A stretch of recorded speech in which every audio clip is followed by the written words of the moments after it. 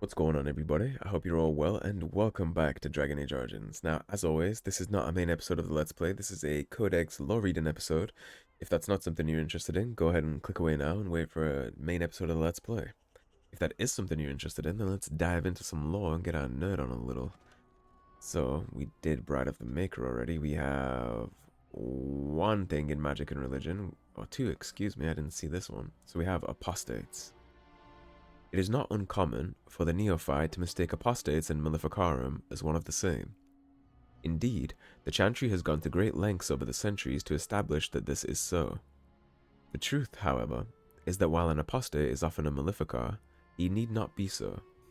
A Maleficar is a mage who employs forbidden knowledge such as blood magic and the summoning of demons, whereas an apostate is merely any mage who does not fall under the auspices of the Circle of Magi, and therefore the Chantry. They are hunted by the Templars, and quite often they will turn to forbidden knowledge in order to survive, but it would be a lie to say that all apostates begin that way. So I think what the Chantry does here by purposefully making people mistake regular mages for blood mages is just kind of trying to encourage the population to snitch. They want, like, Helen from the grocery store to see a mage and report it to the Templars so they can get him in the circle, and so they've, wrongfully so, made this kind of culture around that where every mage that's not in the circle is confused to be a blood mage, which is not the case. Historically, apostates become such in one of two ways. They are either mages who have escaped from the circle, or mages who were never part of it to begin with. This latter category includes what we tend to refer to as hedge mages, those with magical ability out in the hinterlands who follow a different magical tradition than our own. Some of these hedge mages are not even aware of their nature. Undeveloped, their abilities can express themselves in a variety of ways, which the hedge mage might attribute to faith, or will, or to another being entirely, depending on his nature. Some of these traditions are passed down from generation to generation, as with the so-called witches of the chastened wilders, or the shamans of the Avar barbarians. No matter how a mage has become an apostate, the Chantry treats them alike. Templars begin a systematic hunt to bring the apostate to justice. In almost all cases, justice is execution. If there is some overriding reason the mage should live, the right of tranquility is employed instead. Whether we of the Circle of Magi believe the system fair is irrelevant. It is what it is. From Patterns Within Form by Holden, First Enchanter of Starkhaven, 880 Blessed. Now here is actually somewhere where I greatly disagree with what the Chantry does, on specifically the Templars too, I suppose.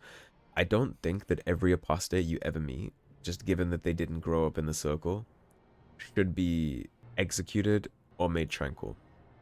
That doesn't make sense. Just because they didn't grow up in the tower doesn't make them a blood mage. Now it does make them, they do need to be taught how to control their abilities. But, so like, what are you going to do? Like Connor, for example. That means most of these Templars will just cut Connor's head off. And we're out here trying to do it a different way. That is a broad brush painting of a lot of people that aren't necessarily evil, so I do not agree that they should just be executed on sight. I think when you find an apostate, the correct thing to do here would be to induct them into the circle, have them be tested for possession. Like, I'm sure enchanters and Templars can somehow figure out if they have demons inside them, or if they've, well, I suppose you wouldn't be able to tell if anybody has ever practiced blood magic, but if you have no proof of that, you have to assume innocence, not guilt. And so they should just be taken to the circle, put through some kind of test, maybe put them through the Harrow, if they're progressed. And then if they manage to resist possession, then you just automatically pass them. They can go along their way. Just like every other mage that can leave the tower when they're done. Blood magic, the forbidden school. Foul and corrupt are you, who have taken my gift and turned it against my children. Transfigurations, 1810. The ancient Tevinters did not originally consider blood magic a school of its own. Rather, they saw it as a means to achieve greater power in any school of magic. The name, of course, refers to the fact that magic of this type uses life, specifically in the form of blood instead of mana. It was common practice, at one time, for a magister to keep a number of slaves on hand so that, should he undertake the working of a spell that was physically beyond his abilities, he could use the blood of his slaves to bolster the casting. Now, I despise Tevinter for this. Slavers, rapists, and anything like that, I hate. I kill them in every game I can. And I really hope that when BioWare makes Veilguard, they don't try and kind of wash clean this history. Because for the entirety of the Dragon Age universe, Tevinters have been slaveholders and magisters that care nothing for non-magical users. They see non-mages as cattle to be slain and eaten as such whenever they feel like it. I hope they don't try and like wash this clean and rewrite history and make the Tevinters very sympathetic and not so bad. That'd be a crying shame to the lore of these games, I think. Hopefully they don't. Over time, however, the Imperium discovered types of spells that could only be worked by blood. Although Lyrium will allow a mage to send his conscious mind into the Fade, blood will allow him to find the sleeping minds of others, view their dreams, and even influence or dominate their thoughts, just as treacherous blood magic allows the veil to be opened completely, so that demons may physically pass through it into our world. The rise of the Chant of Lie and the subsequent fall of the Old Imperium has led to blood magic being all but stamped out, as it should be, for it poses nearly as great a danger to those who would practice it as to the world at large. The Four Schools, a treatise by First Enchanter Josephus. And I agree with that. I think blood magic should be stamped out. Now, a lot of people would argue that blood magic is not inherently evil, it's just a way to fuel spells. But given that blood magic is the only kind of blood magic that can tear open the veil and spawn demons inside, it's the only kind of magic that can control minds. You could sway a king to invade a village because somebody there stubbed your toe one time, for example. You can do anything you want as a blood mage. That is why it's not to be practiced. Taking somebody else's right of self away is never okay. Blood magic or coercion or any other sense. Being a slave, whether that's by blood magic, or just by a sword to the neck, that's never okay. I think blood magic is to be condemned in general. You can never trust somebody with that kind of power because there's always a breaking limit for people. And you'll never know which ones don't have the limit, so if you let everybody practice it, there will always be abuses. The Orlesian Empire. There are many lords and ladies in Val Royeaux, and I mean this literally. Once, the systems of noble titles in Orlais was labyrinthine. There were barons and baroness and baronets and sir barons and a horde of others, each with its own origins and its own nuances of comparison. The Orlesian aristocracy is ancient and much given to competition. All the nobility play the grand game, as it is known, whether they wish to or not. It is a game of reputation and patronage, where moves are made with rumors, and scandal is the chief weapon. No gentle game, this. More blood has been drawn as a result of the grand game than any war the Orlesians have fought. Of this I am assured by almost every gentleman here. As far as titles went, everything changed with the coming of Emperor Draken, who established the Orlesian Empire as it exists now, and who created the Chantry. There is no more venerated figure in Orlais. In Val Royeaux, the statue of Draken stands as tall as the statue of Andraste. Draken determined that the grand game was tearing Orlais apart, so he abolished all titles beside his own, and Lord and Lady. I am told, with some twittering amusement, that this action did not end the grand game as Draken had intended. Now the lords and ladies collected unofficial titles rather than official ones, such as the Exalted Patron of Tassus Clay, or Uncle to the Champion of Trems. It is a headache to remember such titles, and one winces to think the poor doormen at the balls who must rattle them off as each guest enters the room, especially since he would be assassinated if he mistook one of them for the public embarrassment he caused some Orlesian scum. The aristocracy is different from Ferelden in other ways as well. The Orlesians' right to rule stems directly from the Maker. There exists neither the concept of rule by merit nor the slightest notion of rebellion. If one is not noble, one aspires to be, or at the least aspires to be in the good graces of a noble, and is ever watching for a way to enter the patronage of those better placed in the grand game. And then there are the masks, and the cosmetics. I have not seen so much paint since the kennels at Hyeva, but that is another story. From Beyond the Frostbacks by Ban Teoric of Westhill, 920 Dragon. So in Orlais, it's literally all about standing. Even the peasants, they just aspire to become noble one day or be in the good graces of a noble, which causes them to do all kinds of crime and dirty deeds, or for some noble that doubtlessly just leads them to rot in a prison cell when they're caught doing these nasty little deeds. Connor Guerrin. I feel like I'm sleeping, but I guess I'm not. While most of the bands and Earls of Ferelden cart their children with them to the Landsmeet in the interest of eventually marrying them off, Connor has spent his entire life at Redcliffe, and it's hardly surprising. The child possessed the gift of magic.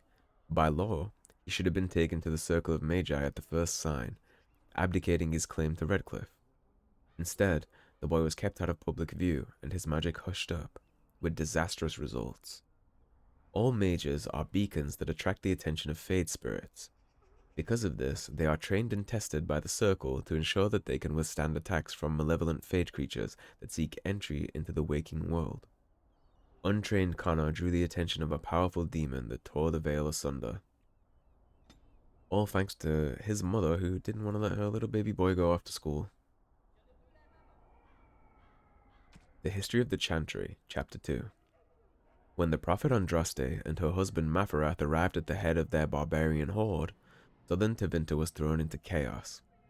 The Imperium had defended against invasions in the past, but now they stood without the protection of their gods. With their army in tatters and their country devastated by the blight, many felt that the timing of the invasion was yet another of the Maker's miracles in Andraste's campaign to spread his divine word. Andraste was more than simply the wife of a warlord. After all, she was also the betrothed of the Maker. Enraptured by the melodic sound of her voice as she sang to the heavens for guidance, the Maker himself appeared to Andraste and proposed that she come with him, leaving behind the flawed world of humanity. In her wisdom, Andraste pleaded with the Maker to return to his people and create paradise in the world of men. The Maker agreed, but only if all of the world would turn away from the worship of false gods and accept the Maker's divine commandments. Armed with the knowledge of the one true God, Andraste began the exalted march into the weakened Imperium. One of the Maker's commandments, that magic should serve man rather than rule over him, was as honey to the souls of the downtrodden of Tevinter, who lived under the thumbs of the Magisters. Word of Andraste's exalted march, of her miracles and military successes, spread far and wide. Those in the Imperium who felt the old gods had abandoned them eagerly listened to the words of the Maker.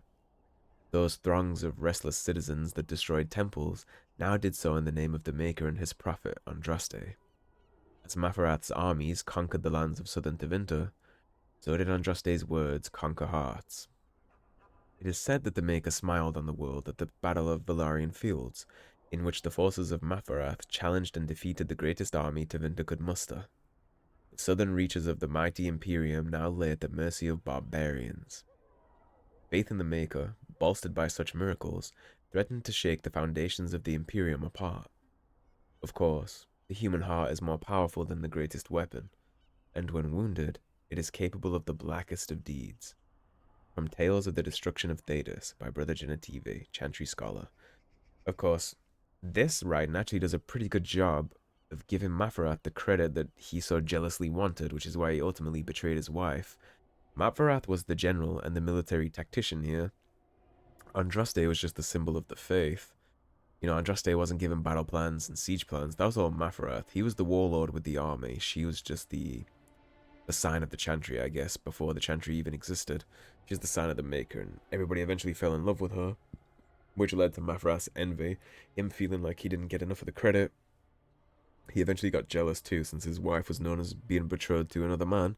Whether the Maker is a man or a god makes no difference, I imagine, ultimately in the marital bed. And so he eventually betrayed her and got her burned at the stake. But it's nice to see some of the codexes at least give Mafarath the credit, instead of just calling him a jealous little man, even though he was. He was also a great general that was defeated Tevinter in many battles. Oh, what do we have in notes?